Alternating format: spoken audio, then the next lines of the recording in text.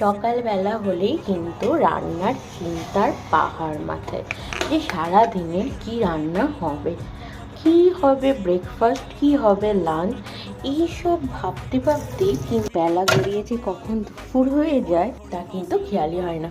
দেখো, আজকে ব্রেকফাস্টে আমি ভেবেছি এমন কিছু একটা বানাবো যেটা বাচ্চা থেকে বুড়ো সবাই খেতে পারবে, মানে এক ধাক্কায় কাজ হাসিল বলতে পারো। তাই এখানে বেশ আস্তে আস্তে আমি কতগুলো ফুলকপি কেটে নিয়েছি, আর এখানে খানিক সবজিও কেটে নিয়েছি, আর এখানে দেখো সাবুটা ভিজিয়ে রেখে দিয়েছি। আর এই যে মোমোটা কালকে যেটা করেছিলাম সেটারই দুটো বাকি অংশ আর কি। এই দেখে দেখো, তাড়াহুড়ো করতে গিয়ে প্যাকেট থেকে সব তেল আমার গ্যাসে পড়ে সব নষ্ট। যাই হোক, মুছে মাছে সব পরিষ্কার করলাম।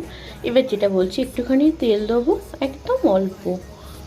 তোমরা চাইলে বাচ্চাদের জন্য ঘি দিয়েও করতে পারো, আমাদের তো ঘিটা শেষ হয়ে গেছিলো, ওই জন্য অল্প তেল দিয়ে। তেল গরম হয়ে এলে দিয়ে দেবো সবজিগুলো।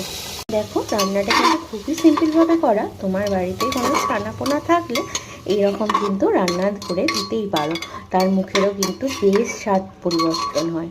দেবো হলুদ, এটা একদমই অল্প দিচ্ছি, কারণ আমার ছানার বয়স কিন্তু এই সবে 1 বছর। এখানে একটুখানি চিনিও আমি অ্যাড করবো। আমি কিন্তু পাপানকে সবই খাওয়াই, নুন চিনি, কিন্তু সবই কম, অল্প পরিমাণ দিয়ে রান্না করি যাতে ও খেতে পারে আর ওরও মুখের স্বাদ পরিবর্তন হয়। দুধের মুখ তো, না হলে প্রতিদিন একঘেয়ে খাবার না ওদেরও ভালো লাগে না। এবার এই ভেজানো সাবুটা পুরোটাই দিয়ে দেবো। আমি এটা হোল নাইটে ভিজিয়ে রেখেছিলাম কাজের সুবিধাকে। এবার বেশ খানিকটা এখানে জল দিয়ে দেবো। চলো এবার মুসুর ডালটা অ্যাড করে দিই। আমি এখানে মুগের ডাল অ্যাড করলাম না, কারণ আমার ছানাটার আবার মুগের ডাল খেতে সহ্য হয়। এবার চলো এর মধ্যে একটুখানি জিরে গুঁড়ো অ্যাড করবো আমি, একদম অল্প। ব্যাস, এবার একটু ফুটে উঠলেই একবারে টানা 7টা সিটি, যাতে একটু গদগদ হয়ে যায়, তাতে আমার ছানাটা খেতে বেশ কমফোর্টেবল ফিল করবে। ওর তো এখনও দাঁতগুলো সেভাবে ওঠেনি, তাই সেইভাবে চিবিয়ে খেতে পারবে না। এদিকেটা সাবুটা হতে হতে আমি এদিকে বেশ খানিক ফুলকপি যেগুলো কেটে নিয়েছিলাম সেগুলো একটু ভেজে নেবো। এটা কিন্তু আমি পাপানকে দেবো না, কারণ প্রায় খাবার আমি পাপানকে দিই না।